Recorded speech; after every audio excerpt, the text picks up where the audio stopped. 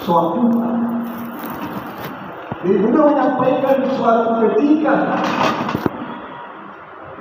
pada saat Nabi di Masjid Nabawi Madinah berdiri berkhutbah umat. Ini juga merupakan suatu ketentuan bahwa kalau khutbah umat itu ya bisa berdiri.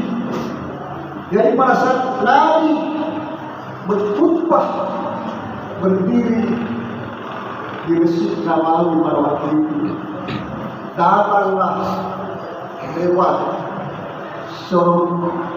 rombongan kabilah dagang yang lewat di depan Masjid Nabawi. Kemudian kabilah ini berhenti di sebelah masjid itu yang namanya Baki.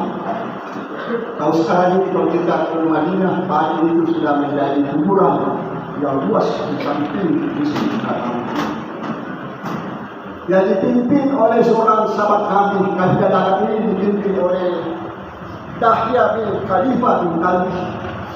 Ini pedagang ulu, pedagang ekspor impor pada masanya. Rupanya Dahya bin Khalifah bin Kalbi ini baru datang dari Syam.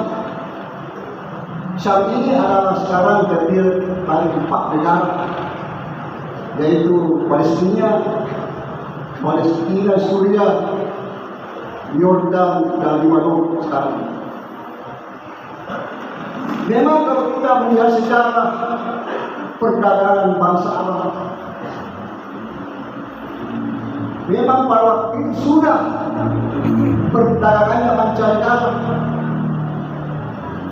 Dia berdagang kalau musim panas ke Syam dan musim dingin ke Yaman. Kalau Yaman ini kalau dari jarak ke Madinah 1.500 km, kalau dari Palestina ke Madinah sekitar 1.200 km. Dan memang ada ayat surah bagaimana menggambarkan bangsa Quraisy dan sekitarnya ulung di dalam melakukan perjalanan, sebagaimana kita bisa lihat di dalam surah Quraisy.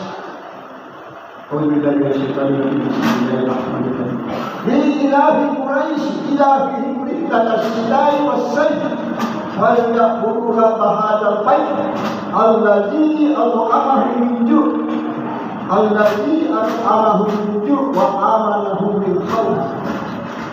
Jadi kebiasaan orang-orang Quraisy melakukan perjalanan pada musim dingin dan musim panas. Oleh karena itu seharusnya dia menyembah pemilik rumah karena dia telah diberi makanan untuk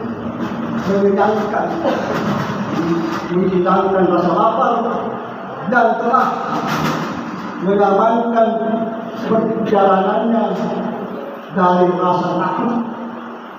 Jadi kehebatan orang-orang Quraisy dalam perkara ini sampai ada surah Quraisy yang begitu menggambarkan bagaimana perdagangan dari bangsa-bangsa Arab.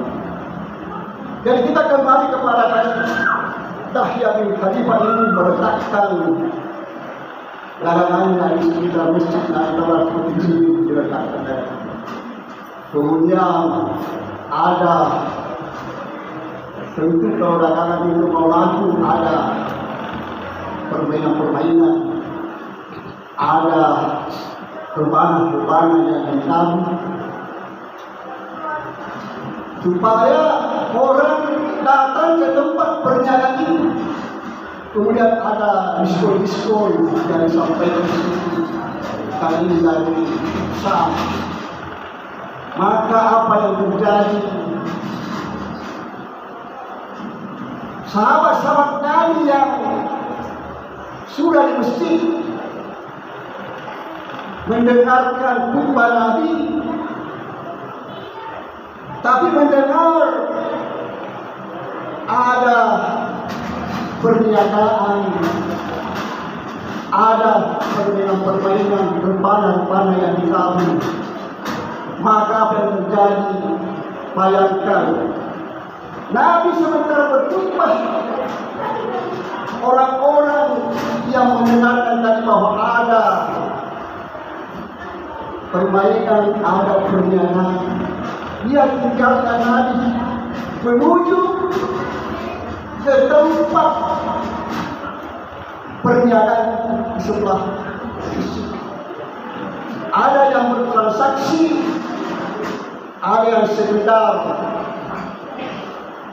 yang mendengar nyanyian atau tabuhan-tabuhan depan. Konon katanya pada waktu itu dari banyaknya yang menghadiri khutbah, hanya 12 orang yang tertinggal yang mendengar khutbah Nabi. Selainnya bubar, meninggalkan masjid menuju ke tempat diadakannya perdagangan atau permainan. Persepsi mereka pada waktu itu bahwa khutbah bisa disimak dari luar masjid, khutbah bisa didengar